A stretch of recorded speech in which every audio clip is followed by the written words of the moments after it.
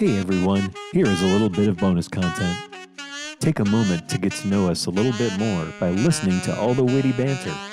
Well, maybe not always witty, but get to know the GMs, DMs, and players that make up the Playtesters. Hope you enjoy. That was really fun. Yeah, that was a lot of fun. Yeah, it was. So, I had so much fun. Yeah. Absolutely. So Brindlewood Bay next. Brindlewood Bay. Brindlewood Bay. Guys want to be a bunch of old ladies?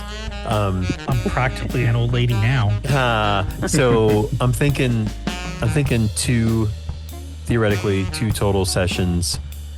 First session would be half of it would probably be a session 0 of creating the character, and then we would just start the adventure. And then the following session would be the remainder of that adventure. So it's like it should still be about a one shot, but like broken up into 2 different sessions. If that works. Works for me. Cool. Any notes for me on how this game ran, things that you liked, things that you didn't like, things you would like me to change if I run more games in the future?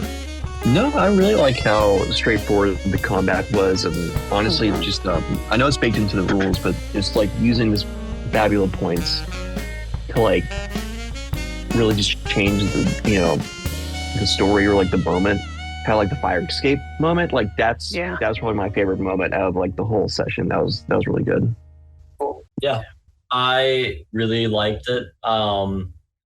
I think that the big thing for all of us is just like, I think we're all learning how everybody likes to play the game, and it was a really good session to do that with. Where like everyone kind of understood like, how we each like to role play, how we each like to like move the story forward, because everybody plays in a slightly different way, Yeah, I have this thing where if I think the scene's over or there's enough of a pause, I generally just step in and move things forward. And with my group that I know, I'm a little more assertive with that.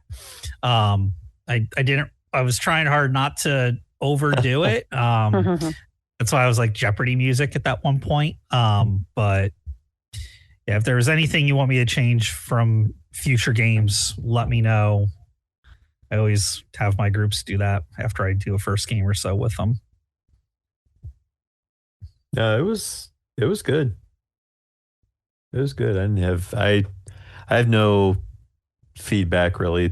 I had no constructive feedback. I thought it was great. I thought the chemistry amongst all of us was pretty good for the very first time. So I think we all played off of each other fairly well. Yeah. For Brindlewood, I have a separate thing that I set up in the Discord for that, and so there's a bunch of PDFs in there to look at. Awesome. Over the course of this week. Yeah, I'll download those and take a look. Yeah, it's a 2d6 game.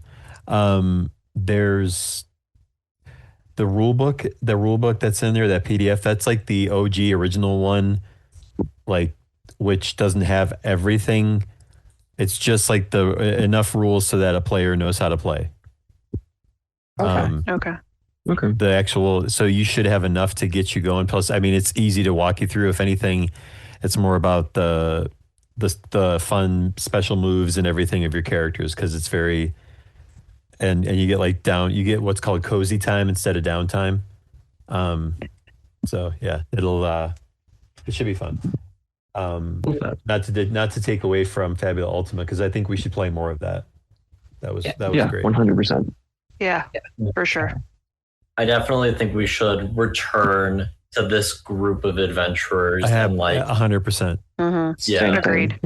Yeah, totally agree. More of the mystery of like what's going on with the jelly cave. Protect and how we're going to protect it. From the corporate pigs. Yeah. Quick aside to this, I just I don't know if anybody else did this, but I just had jazz noir playing in the background on mine. Like I just went to YouTube and I found jazz noir, soft jazz music for foggy nights, and I had that playing the entire time. Oh, that's cool. And it fit the theme so perfectly. That's funny. Noir is a setting I have zero experience with. This was my first time trying to do anything noir. It was good. Like, yeah, I thought it was fine. I thought it was fine, man. Like I do a lot of cyberpunk, post-apocalypse, Saturday morning cartoon style stuff, and of course, high fantasy and everything, low fantasy. But noir is this first time I've done noir. It was awesome. I had a lot of fun. Yeah. Have you ever done Hallmark movie? Oh. I've played in a game that was basically a Hallmark movie. So it was have I. really weird. It was really weird. So have I, and it was a freaking blast. Mine was really weird because I find Hallmark movie. Okay, so the problem I have with Hallmark movies is there's typically like one story. Woman comes back to small town and it's Christmas. Like that's my entire experience of Hallmark movies. Mm-hmm. And universally, she is the villain in every single one of those movies that I've seen. That they treat her like the hero. Like, it's like, wait, why do you want me to cheer for her? Because she loves this town and whatever they're doing. But she's ruining so many people's lives. Like she's terrible.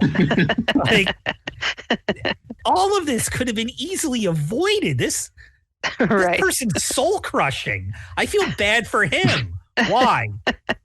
His life of 5 years just ended over a Christmas vacation, and he wasn't even there to see it. Like, and that's the way the game went. The game was just crushing the players, and I'm like, dude, well done, but. Oh my God, it just hits so close to home for how those movies are for me.